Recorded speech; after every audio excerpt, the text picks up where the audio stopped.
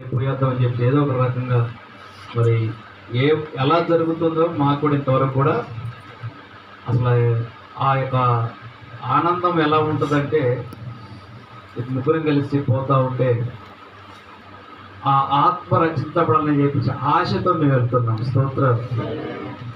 తురుపాల్లో ఉన్న జానరాజును మీరు జ్ఞాపకం చేసుకోండి. కొన్ని సంవత్సరాలుగా బాబు ఇబ్బంది పడుతున్నాడు. తన కోసం ఒకరోజు ఫస్ట్ రోజు మేము ముగ్గురు వెళ్ళాము, మొన్న రోజున వీళ్ళిద్దరు వెళ్ళారు. అప్పటికి ఇప్పటికీ ఆ తమ్ముడు చాలా కవర్ అయ్యాడని చెప్పేసి తెలియబడ్డది. మీరందరూ కూడా వ్యక్తిగత ప్రార్థనలో అందరి గురించి ప్రార్థన చేయాలి. ఆమేన్. హల్లెలూయా. మన కుటుంబం కోసం, మన రక్తం కోసం, అలాగే దేశం కోసం, ప్రపంచం కోసం మనం ప్రార్థన చేస్తే మన పని దేవుడు చేస్తాడు. హల్లెలూయా. హల్లెలూయా. మంచిది తక్కువ కూడి ముచ్చబడింది. మీ అందరికీ ప్రభువు యేసుక్రీస్తు నామములో మరి ఒకసారి శుభాభివందనలు తెలియపరుస్తున్నాం. అందరికీ వందనాలండి. హల్లెలూయా. ఇంతవరకు ఓపికతో చాలా మీరందరూ ఉన్నారు. ఈ ప్రార్థనలో నేను వాక్యాలు అందరూ చెప్పారు. మీరేం విన్నారో ఏం అర్థమైందో మాకు తెలియదు, కానీ ప్రార్థన చేస్తున్నప్పుడు పరిశుద్ధాత్మ దేవుడు నన్ను ప్రేరేపిస్తున్న ఒక మాట ఏంటంటే, ఈ రాత్రి అనేక మంది యేసయ్య పాదాలు పట్టుకుని నాకు కావాలని అని అడిగారు. హల్లెలూయా. నిజంగా దేవుడు లేకపోతే మనం బ్రతకలేమని, ఆత్మలో వేదన కలగకపోతే మనం దేవుని బిడ్డలు కాదు. అసలు ఆయన లేకపోతే మనం ఏం చేయగలం? కాబట్టి ఆయన అడగలను, నాతో ఉండకపోతే నేను లేను ప్రభు. బాగా వేదన కలుగుతుంది ఇప్పటికి కూడా. అది పరిశుద్ధాత్మ దేవుడు ఇస్తే తప్ప మనకు రాదు. హల్లెలూయా. యాకోబు ఒక రాత్రి అంతా ఒక్కడే కూర్చుంటూ నాకు దేవుడు దొరికాడు. మనకి ఏం దొరికి వెళ్ళిపోతున్నాం ఇక్కడ నుంచి? నువ్వు నాకు రాకపోతే నేను రాను ప్రభు, నువ్వు నాతో ఉండకపోతే నా బ్రతికి లేదు ప్రభు అని పరిశుద్ధాత్మ దేవుడు మన లోపల నుంచి ఒప్పింపజేస్తే తప్ప ఆ వేదన మనకు రాదు. ఎవరైనా ఈ రాత్రి అలా అన్నోళ్ళు ఉన్నారో చేతులకు నువ్వు కావాలి, నాకు ఏమన్నా లేకపోతే నాకు నువ్వు కావాలయ్యా అని ప్రార్థనలో మీకు అనిపించిన వాళ్ళు చేతులు ఉంటే చేస్తారు. స్తోత్రం. దేవుడు ఉప్పుగా మాట్లాడటం కాబట్టి మీరు కోడికకి వెళ్ళి ఏం పొందారంటే, ఒకటే నాకు యేసయ్య దొరికాడని చెప్పాను ఇంటికి వెళ్ళి. హల్లెలూయా. పరిశుద్ధాత్మతో నేను నింపబడ్డాను. నాకు ఆత్మల ఆనందం. ఇంట్లో తిండికి ఏం లేకపోయినా కానీ, పిల్లలకి ఏం చెప్పినా కానీ నాకు ఆత్మల ఆనందం ఉందని చెప్పాలి మీ భక్తులకి. స్తోత్రం. నాకు ఒక ఆనందం ఏంటంటే, ఆయన సహవాసం ఒకప్పుడు నేను అనుభవించి ఇంకా ఆయనకు దూరం అయిపోతే, ఆత్మదేవుడు లేకపోతే మన లోపల తృప్తి ఉండదండి. ఏదో వచ్చామా వెళ్ళామా అన్నట్టు ఉంటుంది. హల్లెలూయా. కానీ అది కాదు తృప్తి. ఆయన మనతో ఉంటే మన ఆత్మ గట్ట దాహం ఉంటుందంట. అందుకే సమరయ స్త్రీతో ప్రభు అన్నాడు, నువ్వు దాహం కోసం ఎంత దూరం వస్తున్నావు కానమ్మా, నీ కడుపులో నీ ఊరే ఓటలు పెడతానమ్మా అన్నాడు. హల్లెలూయా. ఏంటయ్యా ఆ ఊరే ఓట అంటే, అది యోహాను సువార్త. ఒక మాట మీకు గుర్తు చేస్తాను. ఆ ఊరే ఓటు ఏంటనేది పరిశుద్ధాత్మ దేవుడు నాకు జ్ఞాపకం చేశాడు కూడా చెప్తున్నారు.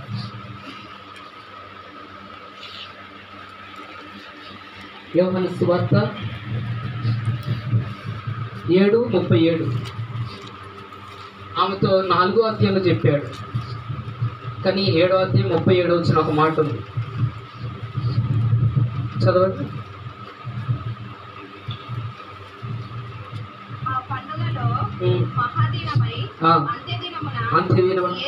యేసు నిలిచి, ఎవడైనను తప్పికొనిన ఎడల నా యొద్దకు వచ్చి తప్పి తీర్చుకొనవలెను.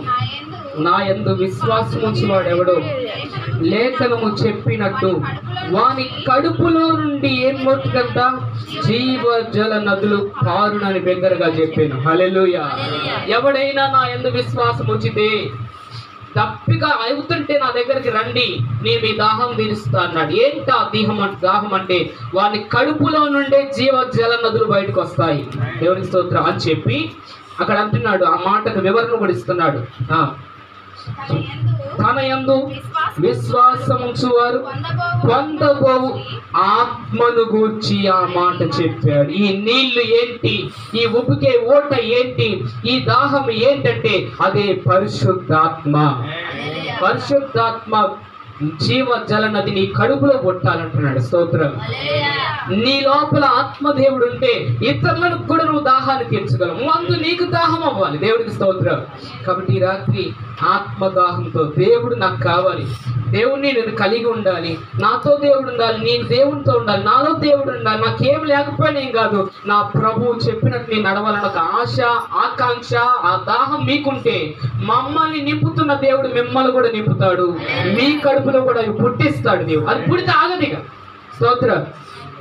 ఆ ఆనందం పుడితే ఆగదు. ఆ పరిశుద్ధాత్మ దేవుని సహాయం మీకు దొరికితే అది జీవ జల నది, అది ఉబికే ఓట. స్తోత్రం.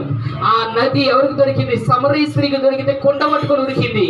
అమ్మ, నాకు దొరికిన నది మీకు కూడా దొరకాలి, రండి అని. దేవునికి స్తోత్రం. ఈ రాత్రి ఆ పరిశుద్ధాత్మ దేవుడు అనేకుల్ని తాకబోతున్నాడు. ఖచ్చితంగా మీరు ఇంటికి వెళ్ళి కొంతమంది దర్శించకపోతే, దేవుడు ఇంకా మిమ్మల్ని తాకకపోతే మీరు ఇంటికి వెళ్ళి పడుకోకండి, మోకరించి ఆ పరిశుద్ధాత్మ జీవజల నది కోసం నాకు కూడా దాహం వేస్తుంది అని నింపయ్యా అని అడగండి. హల్లెలూయా. ఎవరైతే దాహం అని అంటారో వాళ్ళకి ఇస్తాడంట ఆయన. అలా ఎలా ఇస్తాడో తెలుసా? తృప్తికరంగా నీలోనే ఉపికిస్తాడంట. దేవుని స్తోత్రం. నువ్వు ఒకరిని అడగడం కాదు, నువ్వు తాగడం కాదు, నీలో ఆ ఊట ఊపికి నువ్వు ఎప్పుడంటే అప్పుడు తాగొచ్చు, ఎప్పుడంటే అప్పుడు తృప్తి పడవచ్చు, ఎప్పుడంటే అప్పుడు ఆత్మలు ఆనందించవచ్చు. అలా నేను దేవుడు చేస్తాడు. ఈ రాత్రి ఆ పరిశుద్ధాత్మ దాహం కోసం ఎంతమంది ఉన్నారు? ఇంటికి వెళ్ళి నేను చేస్తాను. దేనికోసం? నువ్వు మోకరించి నా దాహం ప్రభు. ఏంటి ఆ దాహం? నీ ఆత్మ లేకపోతే నా ఆత్మీయ జీవితం చచ్చిపోయేటట్టుంది ప్రభా, ఇక నేను కొద్ది క్షణాలు పోయేటట్టున్నా, నువ్వు నన్ను నింపు ప్రభు అని ఏడవండి, కాళ్ళు పట్టుకోండి. పరిశుద్ధాత్మతో దేవుడు మిమ్మల్ని నింపుతాడు. ఇంట్లోనే నింపుతాడు. మీరు ఇప్పుడు వెళ్ళి ఏ ప్రాంతంలో కూర్చుంటారో ఆయన అన్యాయస్తుడు కాదు. మాట తప్పుటకు నువ్వు మోకరించిన వెంటనే నీ లోపల ఆత్మీయ ఆనందం పొంగిపోతుంది. ఇప్పుడు పొందుకున్న వారు కూడా, ఇప్పుడు ఆనందాన్ని పొందుకుని అనుభవిస్తున్నారు కూడా, ఎవరు ఇంటికి వెళ్ళి ఉట్టిగా పడుకోకండి. కొద్ది సమయం నీ ప్రభు చేత మరలా నింపబడు, మరలా కదిలించబడు, మరలా ఓటను ఊపుకని. హల్లెలూయా. అలా ఊపికితే, అందుకే దావీదు నా గిన్నె నిండి పొర్లుచున్నది, నాలో ఊపికిపోతున్న ఆత్మ. అనేకులు ఆయన ప్రభావం పడి అనేకులు మారిపోతున్నారు. దేవుడికి స్తోత్రం. ఈ రాత్రి ఒకటే, ఆత్మతో నింపబడదాం, ఆత్మ కోసం కనిపడదాం. ఈ మాట దేవుడు గుర్తు చేయమన్నాడు ప్రార్థనలో. వాక్యం మీకు కొంతమందికి అర్థం అవ్వచ్చు, స్పీడ్గా వెళ్తుంటే అర్థం కాకపోవచ్చు. పూర్తి భావం ఏంటంటే అనేకులు ప్రభువును కావాలని కోరుతున్నారు ఈ రాత్రి. దేవుడికి స్తోత్రం. అటు వారికి దేవుడు కృప దయచేయును గాక. అందరికి వందనాలండి. మీరు ఓపికతో ఉన్నారు. ఈ రోజు మీకు ఏం దొరికింది? ఏం దొరికింది? దేవుడే నాకు దొరికాడని సంతోషంగా గంతులు వేస్తూ, పుట్టివాడంతా లేచి గంతులు వేసి వెళ్ళినట్టుగా ఆత్మలో గంతులు వేసేయాలంటే. ఇంకొక విషయం ఏం తెలుసా? ఆత్మీయ కనెక్షన్ ఎలా ఉంటుందంటే, పరిశుద్ధాత్ముడు మనల్ని మొత్తుతంటే ఏడుపు వస్తుంది. దేవునికి స్తోత్రం. ఆయన పిండి తంటే ఏడుపు వస్తుంది. ఉట్టిగా ఒకరిని చూసి ఏడుపు రమ్మంట రాదు. స్తోత్రం. అసలు అది ఆదమన్నా కదా, ఆడపిల్లల కంటే దారుణంగా ఎడుతాడు.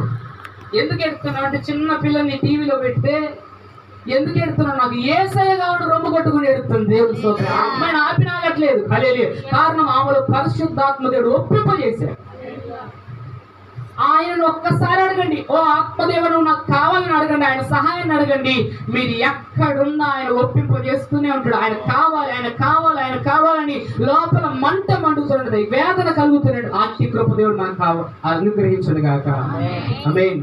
అలాంటి ఆశతో మీరు వెళ్ళండి, దేవుడు మేము తృప్తిపరుస్తాడు. నాకు ఆ దేవుని సేవకుల్లో ఆ భారాన్ని, ఆ వేదనను అది ఎవరు నడిపించారు తెలుసా? ఇందాక అసలు నేను ఇక్కడ ప్రార్థిస్తూ, ఇక్కడ దేవుని మహిమపరుస్తున్నప్పుడు నేను మామూలుగా ప్రార్థన చేసి, అయ్యగారు కూడా మామూలుగా ప్రార్థన చేస్తాడు అంటే నేను కళ్ళు తెరిచి చూసి అసలు దుఃఖం ఆగట్లే అయ్యగారు. హల్లెలూయా. అది కలగజేసింది ఎవరు అనుకుంటున్నారు? ఆ వేదన మాది కాదండి, ఆ వేదన పరిశుద్ధాత్ముడిది. మనం రక్షించబడట్లేదని, మనం మాటనట్లేదని, మనం లోబడం నల్లని వారమని, మనం ఎన్ని వాక్యాలున్న దేవుని వదిలేసి వెళ్ళిపోతున్నామని దేవుడు ఇక్కడ దుఃఖిస్తున్నాడు. దేవునికి స్తోత్రం.